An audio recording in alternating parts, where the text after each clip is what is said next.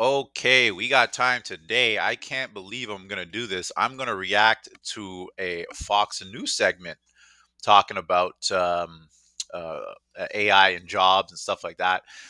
I don't think I've watched Fox since Trump's first presidency, first term, just because I was watching a lot of CNN and Fox at that time, just as to watch the two sides go back and forth attacking one another.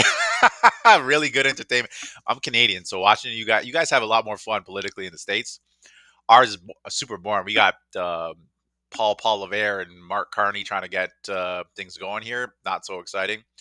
You guys got the fun politics. So we're gonna watch what Fox News has to say about jobs. I think there's some like politician's son here who can't get a job, which is pretty funny. You know, nepotism not touching him as much as he wants, but let's get into it. If you don't recognize me yet, my name is Alex. Run an AI agency in Toronto, Ontario, Canada. We're trying to help Canadians adopt AI in a safe, meaningful, and compliant way.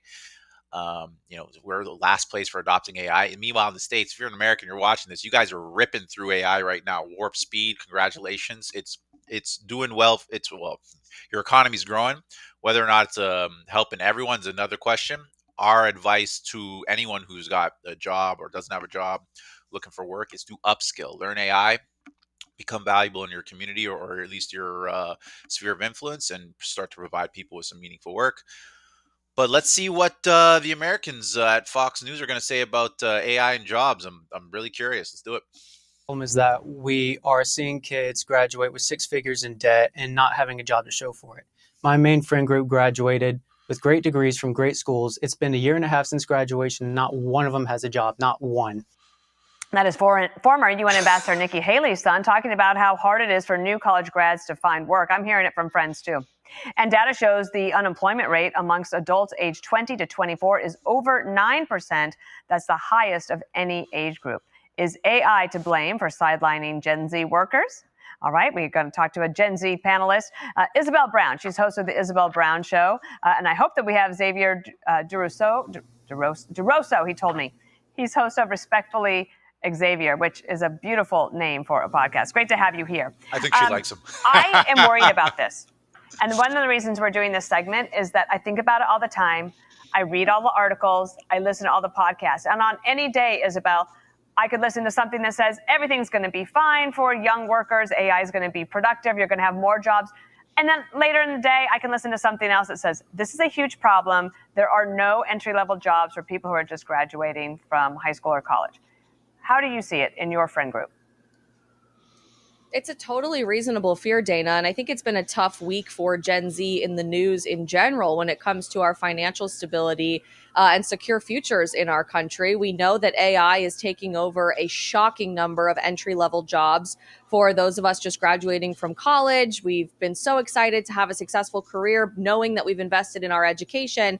And then we're surprised to know that technology has replaced those jobs. But also, as I know Fox has been covering extensively over the past few days, 80% of H-1B visas are also being given for entry level jobs in the job market across our country. So it almost feels like the system is being rigged against young people for, as we get set out the gate, our financial futures. And it starts begging the question, is AI being used to benefit the human person, which any tool can be used to advance human flourishing, or is it being used to degrade the dignity of the human person? And in this regard, I think we have to start asking some serious questions about safeguards related to this technology and how we can use it to help, not to hurt Gen Z and every generation thereafter. So that was as politically charged as you can get. I missed her name, but wow, like that's how they're looking at AI in the States, guys. Is this harming humans? First of all, if you don't go to ChatGPT.com, if you don't go to OpenAI's playground or any of the other models, AI can't hurt you. It can't come out and slap you in the face. It can certainly walk outside and completely restructure the fabric of our society, though. And if you think that might hurt you, be prepared. It's like preparing for a storm. You're not going to blame the storm. The storm is part of Mother Nature's toolbox of effects. AI is um, it, AI is like a wave or a motion of energy that is moving over humanity like a blanket. Whether you find yourself under the blanket comfy and warm, or on top of the blanket cold as shit on a winter night, that's going to be up to you. Because I can tell you the most in demand skill right now across the board for companies is AI automation and workflow engineering. Sorry, guys. That's the bottom line. That's the number one most sought after. Like, I've devoted the last 3 years of my life from the very moment OpenAI became available to that skill. And lo and behold, I'm getting work. I'm able to get work to other guys too. We get more leads coming in every week. Hell, we get more people liking and subscribing to this content every day. So, for me to see that reality and live it, I got to turn around to the other people who aren't there yet and say, hey guys, we really have to pay attention. This is happening. It's not happening. This girl can say as much as she wants about we need to start protecting humans and all that stuff. Corporations don't think like that. They're not as lofty and as optimistic and as righteous as what this woman is appearing to be. Their incentives are shareholder value. And right now, I literally just did another video where now companies are literally being incentivized, guys. Incentivized to remove human beings. And profits go up. So if we understand that the most powerful entities in the world are doing that, do we try and buck against them, or do we try and work with them so we can survive? Like, I give this girl kudos. She's got big words. She sounds like she thinks she knows what she's talking about. But at the very end of the day, it's not going to be people who are political or bucking against trends who are getting jobs. It's going to be the quiet person who works at their computer, putting together workflow automations and minimizing hallucinations of AI agents. Those people are going to get jobs, guys. Xavier, this is a headline from the Wall Street Journal saying that these AI power users are impressing bosses and leaving coworkers in the dust. America's bosses are getting blunt about the reality that AI leads to job cuts. The standard warning goes something like this: if a bot doesn't replace you, a human who makes better use of AI will. So, and this person is not lying. They are a boss in America, one of these companies.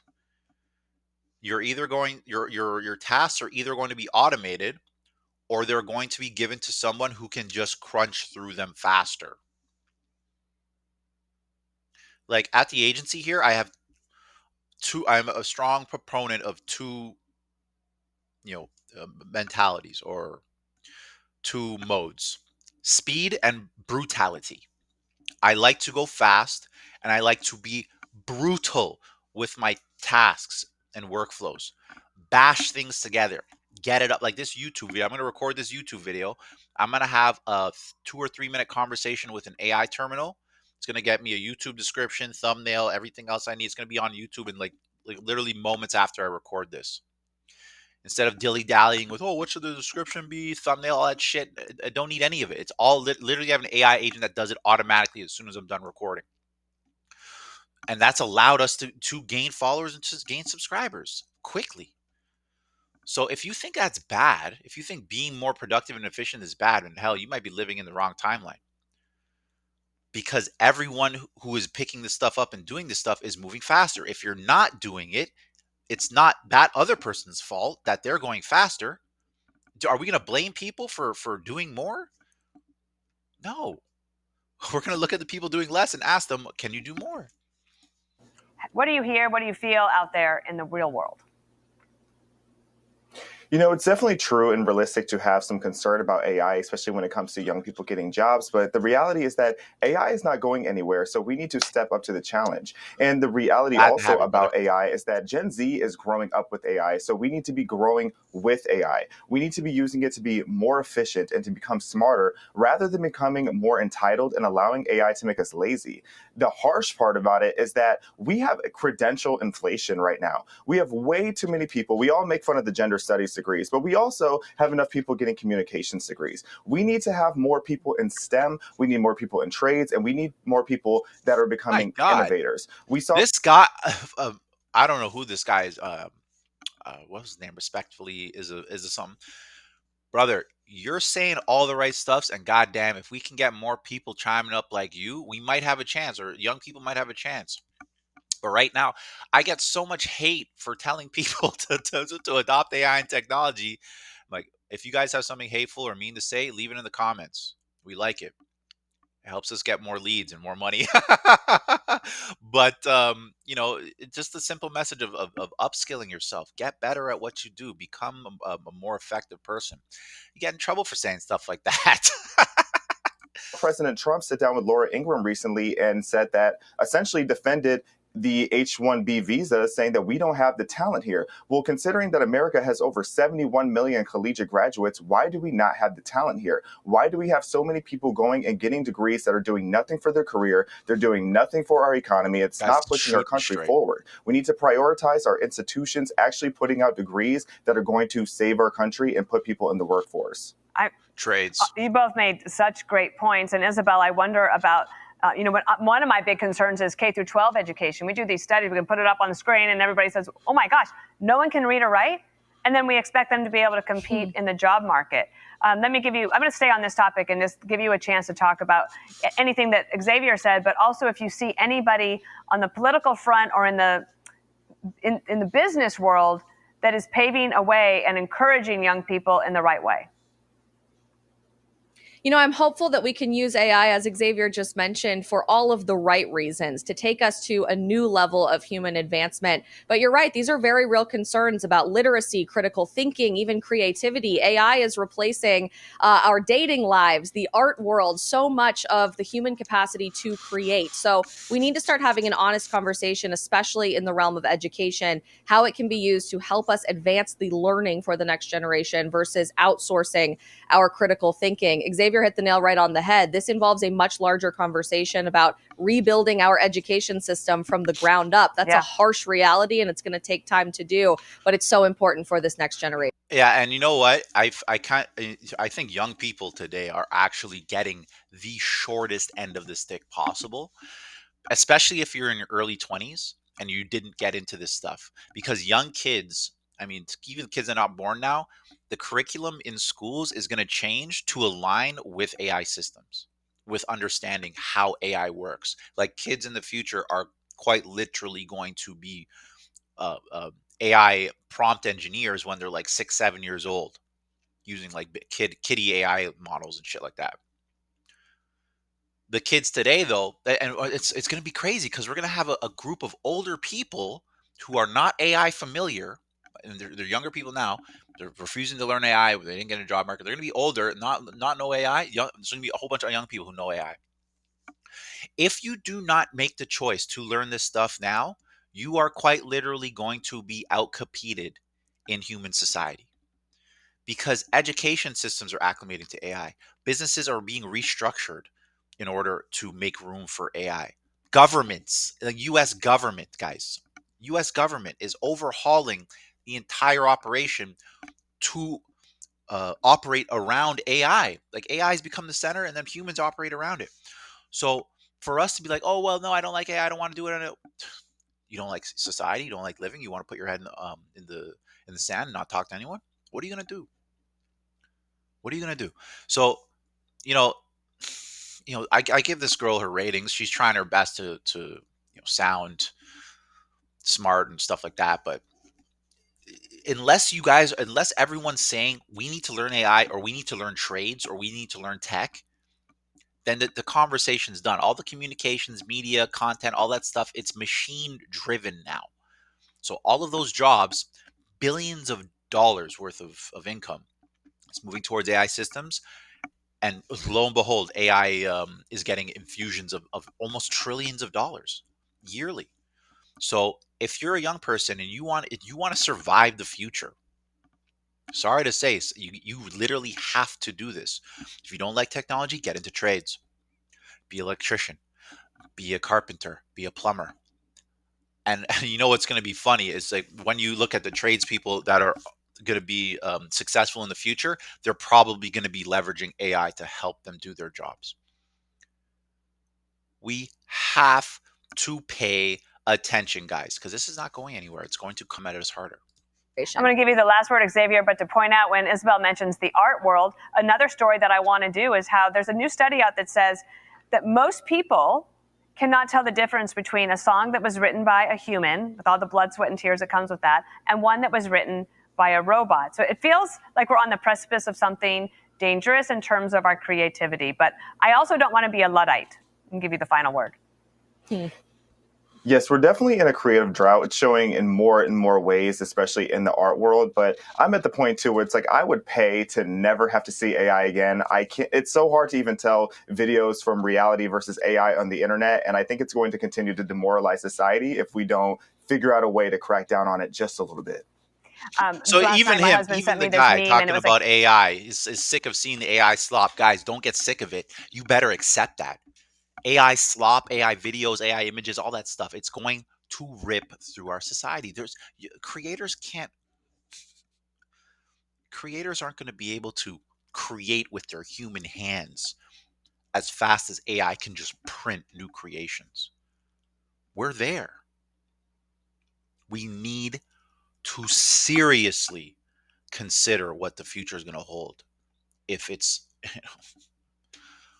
my gosh, guys, I sound like was it alarmist or something? I'm just trying to make sure you're prepared. Cat flying through the air, and I wrote him. I said it's AI. It goes, yeah, I know, but it's good. So wait, we got to hear that again. A little bit. Last night, my husband sent me this meme, and it was a cat flying through the air, and I wrote him. I said it's AI. It goes, yeah, I know, but it's good. But it's good. Everyone just automatically assumes AI is bad because it's AI and it wasn't created by humans. That is your humanity trying to fight for its own survival when you are immediately buck against AI creations. But there are humans out there who like this stuff, guys. I like this stuff. I like AI generated images. I like AI generated content because to me, it's like, holy shit, we're creating things that I've never seen before. So it's all brand new. Human beings apparently couldn't do it because if they could have done some of these AI creations, they would have already done it, but they haven't. And so AI is showing us a brand new landscape of content to digest. And sometimes it's actually really good, like AI music. I might even do a reaction to another AI song. I got blown out the water for the last one. Everyone was going crazy saying, oh, I hate this, I hate this, I hate this. But a couple of people were like, wow, this is really good. And it's like, because it is. So we really got to just accept what the new reality is. You can fight it all you want. Get tired. You can accept it. Get hired. So that's what we've been reduced to while I try to go to bed. All right. Thank you both. Will you please come back? Absolutely. Thanks for having us. Okay. Oh, I'm Steve that was Doocy. nice. I'm Brian. You know what? For a Fox segment, I actually like that. That was pretty nice. I mean, usually on Fox segments, I get a bunch of these what are they, panelists or whatever. They're like down talking whoever. It's just a very toxic conversation. But that was really relatively wholesome. The conversation around AI, it's it's pervading into that world of Fox and mainstream media, and I really do hope people start to pay attention. Like I see more and more AI creations on my phone every day in social media. A lot of what I'm seeing on YouTube now, a lot of the faceless videos, all AI driven. Guys, like, come on, like, are we gonna fight? It's like trying to fight the coming of winter. Winter's coming, guys. You can't stop it. Anyways, it's under 20 minutes. Great. If you enjoy this type of content or what we're talking about here, and we just want to follow along, hit like, hit subscribe. If you don't like this content, though, and if you think I'm an asshole or you don't like AI, leave us a comment. Leave us your most colorful words. Hit dislike. We very much appreciate all the engagement. I can't tell you, if you're even hearing my words right now, you've done more than enough watching this video. Hit like and subscribe. Really appreciate it, guys. Looking forward to the next one. Bye now.